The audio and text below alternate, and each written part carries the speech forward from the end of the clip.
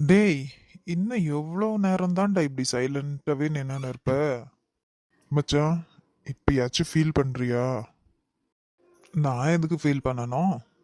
அப்ப நீ திருந்த மாட்ட. டேய், தப்பு பண்ணவங்க திருந்துட்டோம்டா. நான் எதுக்கு திருந்தணும்? புரிஞ்சுக்கிறவங்கன்னா அவங்களுக்கு எக்ஸ்பிளைன் பண்ணி புரிய வைக்கலாம். இவன் தான் நான் புரிஞ்சுக்கவே மாட்டேன்னு அடம் பிடிக்கிறானே. இவனெல்லாம் ஒன்றும் பண்ண முடியாதுடா.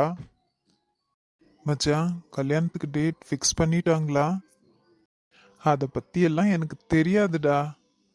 இன்னைக்கு அவங்க அண்ணா வந்தா அதை பத்தி பேசணும்டா. இங்க பாரு, இன்னும் 2-3 days தான். எனக்கு தெரிஞ்சு உங்க அர்ஜுன் அண்ணா எவ்வளவு சீக்கிரம் ஆகுதோ அவ்வளவு சீக்கிரம் முடிச்சிடுவாரு. அவங்க சொல்றதபடி கேட்டு இனிமேலாச்சும் நல்ல மாதிரியா நடந்துக்கோ. எங்களால இவ்வளவுதான் சொல்ல முடியும். என்ன, ஃப்ரெண்ட்ஸுங்கெல்லாம் சேர்ந்து அட்வைஸ் பண்றீங்களோ? ஏன், எங்களுக்கு அட்வைஸ் பண்ண உரிமை இல்லையா? இல்லை நாங்க பண்ணக்கூடாதா? ஃப்ரெண்ட்ஸுன்னா சந்தோஷத்துல மட்டும் இல்லடா, கஷ்டத்துலயும் பங்கு எடுத்துக்கணும். மச்சான், எங்கேயாச்சும் வேலைக்கு அப்ளை பண்ணுடா. ஹலோ சார், நான் என்ன முடிச்சிருக்கேன்னு எனக்கு வேலை கிடைக்க போகுது. ஆனா ஒரு விதத்துல எனக்கு அந்த கஷ்டத்தெல்லாம் இவங்க யாரும் கொடுக்கல. இங்க இருக்கிறாரே இந்த கம்பெனியோட பெரிய பாஸ், அவர் கம்பெனில எனக்கு வேலை போட்டு தரேன்னு சொல்லிட்டாரு. So no problem. அப்படியாடா, ரொம்ப சந்தோஷம். நான் கூட எப்படி நீ கஷ்டப்பட்டுருவியோன்னு நினைச்சேன்டா. பாத்தியா, நீ என்னவே தப்பு செஞ்சாலும் உங்க வீட்டில் இருக்கிறவங்க உனக்கு நல்லது பண்ண தான் பாக்குறாங்க. எது, இந்த கிருத்திகா கூட கல்யாணம் பண்றது என்னோட நல்லது. அது நீ பண்ண தப்பு, நீ பண்ண வேலை. உன்கிட்ட நான் கொஞ்சம் தனியா பேசணும். வாடா மச்ச போலாம். என்ன சொல்லுங்க பாட்டி? பாட்டியா? சி, அப்படி என்ன கூப்பிடாதடா.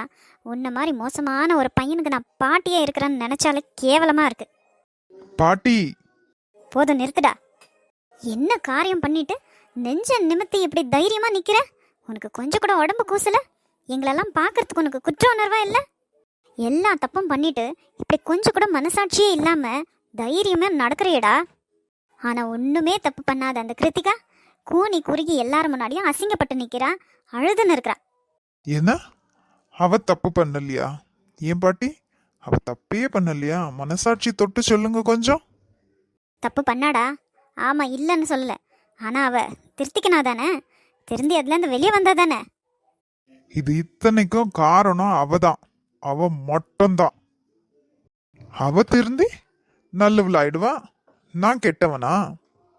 என்ன பொறுத்த வரைக்கும் நான் தப்பு பண்ணல. அவளுக்கு தண்டனை கொடுத்துருக்கேன். நீ யாருடா தண்டனை கொடுக்க? இல்ல, நீ யாருன்னு கேக்குறேன். என்னை என் குடும்பத்துக்கிட்ட இருந்து பிரிச்சுட்டா. என் அப்பா அம்மா அண்ணன் எல்லார்கிட்ட இருந்து என்ன பிரிச்சுட்டா. நான் தான் உலகம்னு நினைச்சேன்.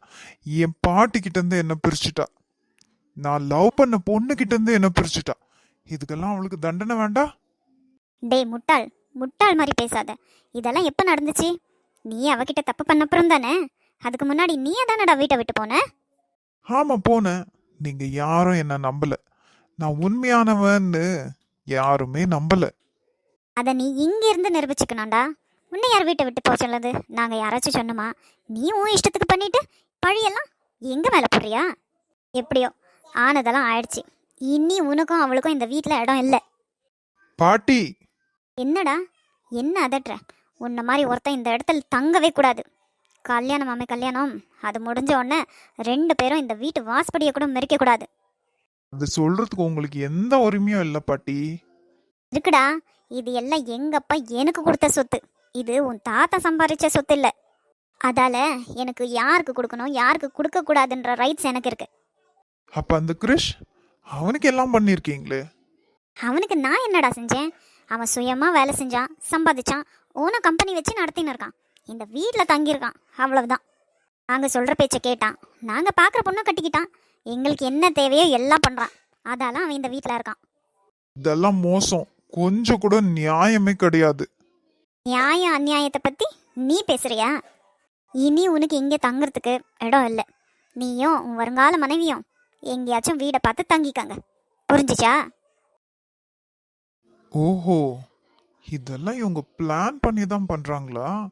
அதனால தான் அந்த பெரிய மனுஷன் கம்பெனியில வேலை போட்டு தரேன்னு சொன்னானா? வேலைக்கு போய் வீட்டு வாடகையை கட்டி நானே மெயின்டைன் பண்ணணும்னு என்னை இப்படி மாட்டி விடுறாங்களா? ஏ கிருத்திகா, உன்னை விட மாட்டேன்டி. என் ஃபியூச்சரை ஸ்பாயில் பண்ண விடவே மாட்டேன். கிரிஷ், மீட்டிங் ஸ்டார்ட் ஆயிடுச்சா என்ன? கொஞ்சம் லேட் ஆயிடுச்சுடா, ரொம்ப முக்கியமான வேலை. டோன்ட் வரிடா, மீட்டிங் எல்லாம் எதுவும் இல்லை, கேன்சல் ஆயிடுச்சு. என்ன? கேன்சல் கேன்சல் ஆயிடுச்சா? என்னடா, அண்ணனும் தம்பியும் விளையாடுறீங்களா? டேய், உனக்காக தான்டா நான் கேன்சல் பண்ண வச்சேன். அதை ஃபோன் பண்ணி ஒரு வார்த்தை சொல்ல முடியாதா? நான் அடிச்சு பிடிச்சி ஓடி வந்தேன்டா. இட்ஸ் ஓகேடா, இப்படி இருந்தாலும் நீ ஆஃபீஸ் வந்து தான் ஆகணும், அதான் நான் சொல்லலை. அது எப்படிடா என்கிட்ட சொல்லாம போவ நீ? நான் எவ்வளவு முக்கியமான வேலை எல்லாம் விட்டுட்டு வந்திருக்கேன் தெரியுமா? சரி சரி, கோவப்படாத, நிறைய வேலை இருக்கு, அதான் நீ வரட்டுமேன்னு விட்டேன். இல்லைன்னா நான் ஃபோன் பண்ணி நீ வர வேண்டான்னே சொல்லியிருக்குவேன். என்னமோ போடா, உங்க அண்ணன் வந்ததுல இருந்து நீ ரொம்ப மாறிட்ட. என்ன ஒரு ஆளா கூட மதிக்க மாட்டேன்ற. அதுலயும் உங்க அண்ணனுக்கு என்னை கண்டாலே பிடிக்க மாட்டேங்குது. அப்படியெல்லாம் எதுவும் இல்லை மனோ, நீயா சும்மா எதையாச்சும் நினச்சிக்காத. அப்புறம் இன்னொரு விஷயம், இந்த நேத்து நீ பண்ணது ரொம்ப தப்புடா மனோ. என்ன? நான் தப்பு பண்ணனா? அப்படி என்னடா தப்பு பண்ணிட்ட? டேய், நீ ஏன்டா அன்னைக்கு வந்தனக்கிட்ட அப்படி நடந்துக்கிட்ட? உன்னால வர முடியலனா என்னால வர முடியாது, நீங்க வீட்டுக்கு போங்கன்னு சொல்லியிருக்கலாமே. அதை விட்டுட்டு அவங்கள இங்க வெயிட் பண்ண சொல்லி நீ வராமையே இருந்துட்டியடா.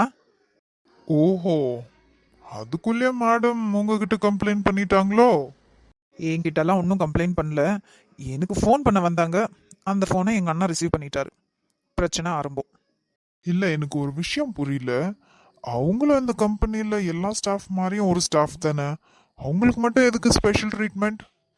இப்போ யாருடா அவங்களுக்கு ஸ்பெஷல் ட்ரீட்மெண்ட்னு சொன்னது? நான் ஜென்ரலாகவே சொல்கிறேன். லேடிஸு 6 o'clock லாஸ்ட், 5 லாஸ்ட் என்ன கேட்டா. 6 எல்லாம் ரொம்ப ஓவர் டைம் இருந்தால் ஓகே. பட் நீ அன்னைக்கு எவ்வளோ நேரம்டா வெயிட் பண்ண வச்ச? உனக்கே கொஞ்சம் மனசாட்சி கொடுத்தல?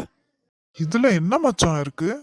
வேலை ஜாஸ்தி இருந்தா எல்லாரும் ஓவர் டியூட்டி பண்ணிட்டு தானே போவாங்க. ஏன்னா ஊர் உலகத்துல இல்லாததை இவங்க பண்ணிட்ட மாதிரி சீன் போடுறீங்க. அது இருக்கட்டும், அவங்களுக்காக நீ எதுக்கு இவ்வளோ பறிஞ்சு பேசுற? உங்க அண்ணனை தான் வளைச்சு போட்டுட்டாங்கன்னு நினைச்சேன், உன்னையும் வளைச்சு போட்டுட்ட மாதிரி தெரியுது. மனோ, என்னடா? என்ன? உண்மைய சொன்னா கோவம் வருதா? உங்க அண்ணனுக்கு எதுக்கு இவ்வளோ அக்கறை? அது அவனோட பர்சனல், அதை கேட்கறதுக்கு எனக்கே உரிமை இல்லை. நீ ஏன் கேட்குற அதெல்லாம்? அப்போ இந்த ஆஃபீஸில் எப்படி இருக்கணும் எப்படி இருக்கக்கூடாதுன்னு எனக்கு யாரும் சொல்லக்கூடாது. நீ மறக்கலன்னு நினைக்கிறேன். நானும் இந்த கம்பெனியோட ஒன் ஆஃப் த பார்ட்னர். தெரியும்டா, அது ஒரு விஷயத்துக்காக தான் நீ என்ன பண்ணாலும் என்ன பேசினாலும் சைலண்டாக போகிறேன். ஓ, அப்படி இல்லைன்னா என்ன பண்ணியிருக்குவீங்க சார்? ஏன்டா, ஏன் கொஞ்ச நாளாக ஒரு மாதிரியாவே இருக்க? என்ன, ஏதாச்சும் டிஸ்டர்ப் ஆயிருக்கியா என்ன? இல்லையே, எனக்கு எந்த பிரச்சனையும் இல்லை. நீயும் உங்க அண்ணனும் தான் எனக்கு இப்போ பிரச்சனை கொடுக்கறதே. நான் உன்கிட்ட என்னடா சொன்னேன்? as simple as that. வந்தனா கிட்ட ஜாஸ்தி வச்சுக்காத, உனக்கு எதுனாலும் என்கிட்ட சொல்லு, நான் கன்வே பண்ணிடுறேன். அப்பனா நீ தான் பாஸ், உனக்கு தான் இங்க எல்லா ரைட்ஸ் இருக்கு, எனக்கு இங்க எந்த ரைட்ஸும் இல்லைன்னு டைரக்டாவே சொல்ற. ஏன்டா எல்லாமே இப்படி தப்பாவே புரிஞ்சுக்கிற? அப்படியெல்லாம் இல்லை, உனக்கும் வந்தனாக்கும் செட் ஆக மாட்டேங்குது, அதான். எனக்கு மட்டும் இல்லடா, அவங்க இங்க இருக்கிறது நிறைய பேருக்கு செட் ஆகல. என்ன செய்யலாம்? எனக்கு தெரியாது, நான் அந்த பொசிஷன்ல இல்லை. எங்க அண்ணன் தான் யாரை இருக்கணும் யாரை இருக்கக்கூடாதுன்னு டிசைட் பண்ற இடத்துல இருக்கிறாரு. இங்க பாருடா மனோ, உன்கிட்ட ஒரு விஷயம் மட்டும்தான் என்னால் சொல்ல முடியும். இந்த கம்பெனி நம்ம எவ்வளவு கஷ்டப்பட்டு ஸ்டார்ட் பண்ணியிருக்கோம்னு உனக்கே நல்லா தெரியும். முட்டி மோதி இந்த நிலைமைக்கு வந்திருக்கோம்.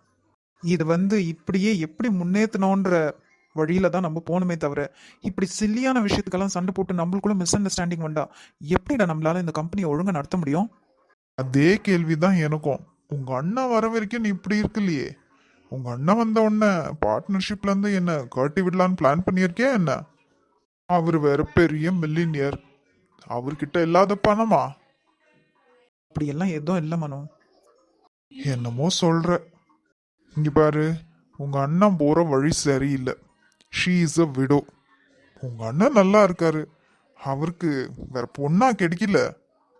இங்க பாரு, மறுபடியும் நான் சொல்லிட்டேன், அது அவரோட பர்சனல், அவர் இஷ்டம். எனக்கு என்னமோ டவுட்டா இருக்குடா. இன்னைக்கு இவங்களை இப்படி திட்டுறேன், நாளைக்கு ஒரு நாள் அந்த வந்தனாவே எனக்கு மேடமா வந்தாலும் ஆச்சரியப்படுறதுக்கு இல்லடா. எதுக்கும் நீயும் உஷாரா இருந்துக்கோ. அப்படி அவங்க எனக்கு அண்ணியா வந்தா ஐ டோன்ட் மைண்ட். அப்போ ஒரு விடோவை கல்யாணம் பண்ணிக்கிறதுக்கு உங்க அண்ணனுக்கு ஓகேவா? உன் ஃபேமிலிக்கு அது ஓகேவா? இதுக்குடா பேச்சுக்கு பேச்சு விடோன்ற? அது அவங்களோட நிலைமை, அதுக்கு நம்ம என்ன பண்ண முடியும்? எங்க அண்ணன் கூட தான் அவங்க வாழ்க்கைன்னா அது யாராலடா தடுக்க முடியும்? என்னமோ போ. பேசி பேசி எனக்கு தலைவலியே வந்துருச்சு. நான் ஒரு ஹாஃப் டே மேலே வரேன். ஓகே? டேய் இப்பதானடா வந்த அதுக்குள்ளே கிளம்புற? இல்லடா, எனக்கு நான் டென்ஷனாக ஓடி வந்தேன். எனக்கு பயங்கர தலைவலி. வீட்டுக்கு போய் ரெஸ்ட் எடுத்துட்டு ஒரு 1 o'clock மேலே வரேன். ஓகே? ம் சரிடா. ஆனா அந்த ஃபைல்ஸ் எல்லாம் சீக்கிரமா முடிச்சிடு. ம், அதெல்லாம் பக்காவாக பண்ணிடுவேன். இவன் சொல்ற மாதிரியே அந்த வந்தனா எனக்கு அண்ணியே வந்துருவாங்களோ? சரி விடு, வந்தா என்ன, அவங்க என்ன நல்லவங்களா தான் தெரியுறாங்க. It's okay.